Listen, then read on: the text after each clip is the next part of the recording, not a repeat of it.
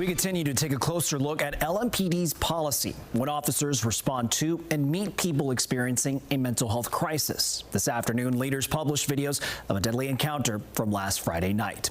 LMPD arrived at an apartment on Vieux-Carré Drive to help Katelyn Hall. Her family called 911, telling dispatchers she was hurting herself. Tonight, Wave News reporter Alina Noakes breaks down the decisions that led officers to use deadly force, along with a check on the department's policy for these situations. We do want to warn you, details and images in this story are upsetting to watch and hear. Before officers get to Vieux-Carré Drive, the call that comes over dispatch is clear. The situation they're about to enter is serious. My cousin has drinking cleaning product inside the vehicle of her car. Hey, Katelyn, what's going on? Officer Robert Baker is the first to arrive. No, she's not. She's alive. She's talking. Only 13 minutes will pass when he enters Katelyn Hall's room, calmly calling out to her, to when she's shot and killed. But what we have to start at is the beginning. When Officer Baker arrives, he's by himself. Katelyn is inside this bathroom. She can be heard cutting herself, screaming in distress. Officer Baker tries to talk to her calmly. It sounds like she's talking right now. Within a few minutes, more officers arrive and quickly discuss a plan. That plan includes 3 officers assigned to 3 levels of force.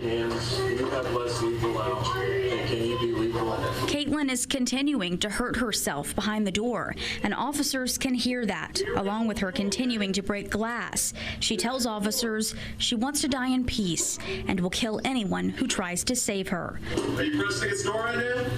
Officers decide to have a firefighter break the lock, but they can't get inside and cannot convince her to come out.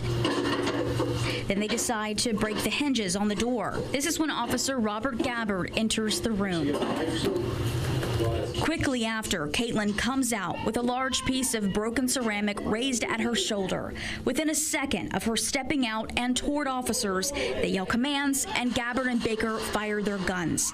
A non-lethal option was never used. Each officer on the scene is trained in crisis intervention, and their response protocol is broken down here. The goal is to reduce agitation, to bring down the chaos they are entering into. Officers should create a plan. One officer should control communication, and all available tactics for de-escalation should be used whenever possible. And ultimately, time is on their side.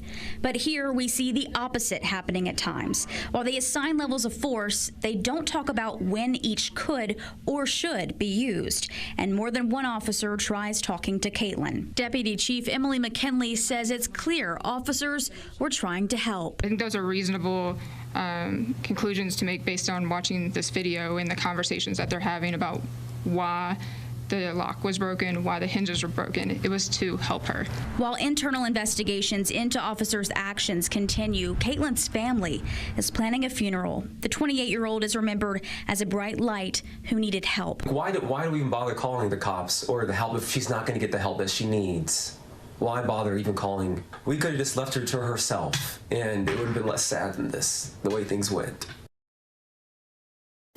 That was Alina Noakes reporting. Deputy Chief McKinley says LMPD is learning from this tragedy. Department leaders, along with Mayor Greenberg, have since expressed an interest in creating a team of mental health professionals, and they would be tasked with joining LMPD officers on calls of this nature.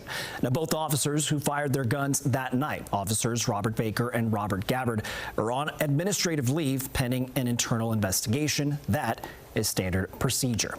And a reminder, if you or someone you know is in a mental health crisis or having thoughts of self-harm, a reminder you can always call the National Suicide Prevention Hotline. The number there on your screen, it's simple, 988. Someone will be on the other end of the line to help.